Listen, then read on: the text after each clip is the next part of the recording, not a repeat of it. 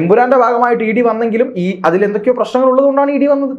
അപ്പോൾ രണ്ടാമത്തെ ചോദ്യമുണ്ട്, ഇതുവരെ ഇ ഡി എവിടെയായിരുന്നു? ശരിയാണ്, ഇതുവരെ അതായത് ഈ പറയുന്ന പറവയുമായി ബന്ധപ്പെട്ട അല്ലെങ്കിൽ മഞ്ഞുമൽ ബോയ്സുമായി ബന്ധപ്പെട്ടതിന് മുമ്പ് ഇ ഡി ഇതൊന്നും കണ്ടില്ല എന്ന് ചോദിച്ചാൽ ചിലപ്പോൾ ഇ ഡി കണ്ടിട്ടുണ്ടായിരിക്കാം, മിണ്ടാതിരുന്നതായിരിക്കാം, രാഷ്ട്രീയ പ്രഷറായിരിക്കാം, ഒക്കെ ആണെങ്കിലും അത് തൽക്കാലം ഉപദ്രവിക്കേണ്ട എന്നുള്ള നിലപാടെടുത്തു. പക്ഷേ പ്രശ്നം വന്നപ്പോൾ അതിൻ്റെ നേരേക്ക് ഇപ്പം മട്ടാഞ്ചേരി മാഫിയയുമായി ബന്ധപ്പെട്ട് ഒരു അന്വേഷണം നടക്കുന്നുണ്ട്, ഒരു സാമ്പത്തിക അന്വേഷണം. അതിൻ്റെയൊക്കെ ഭാഗമായിട്ടാണ് ഈ ഒരു കാര്യം വന്നിരിക്കുന്നത്. എന്തായാലും അദ്ദേഹം തെറ്റ് ചെയ്തിട്ടുണ്ട് എന്ന് ഞാൻ വിശ്വസിക്കുന്നില്ല. ഗോകുലം ഗോപാലൻ തെറ്റ് ചെയ്തു എന്ന് ഞാൻ വിശ്വസിക്കുന്നില്ല.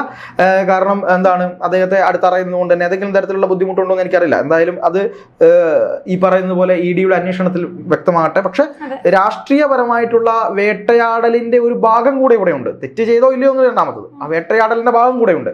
അതിനോട് നമുക്കൊരിക്കലും യോജിക്കാൻ കഴിയില്ല എന്നുള്ളതും, ഇതുപോലെ ഇദ്ദേഹത്തെ പോലുള്ള, അതായത് ഗോകുലം ഗോപാലൻ എന്നൊക്കെ പറയുന്നത് ഒരുപാട് ആളുകൾക്ക് നന്മ ചെയ്യുന്ന, ഒരുപാട് ആളുകളെ ഒരുപാട് എന്താണ് ചാരിറ്റി ചെയ്യുന്ന, അതിനേക്കാൾ ഉപരിയായി ചേർത്ത് പിടിക്കുന്ന ഒരു മനുഷ്യനാണ്. അദ്ദേഹത്തെ കൊണ്ടുപോയി കുഴിയിൽ ചാടിക്കാൻ ഇങ്ങനത്തെ കുറേ സംവിധായകന്മാരും ഇങ്ങനത്തെ കുറേ ആളുകളും ഉണ്ട് എന്നുള്ളതും കൂടെയാണ് വലിയൊരു കാര്യമായിട്ട് നിൽക്കുന്നത്.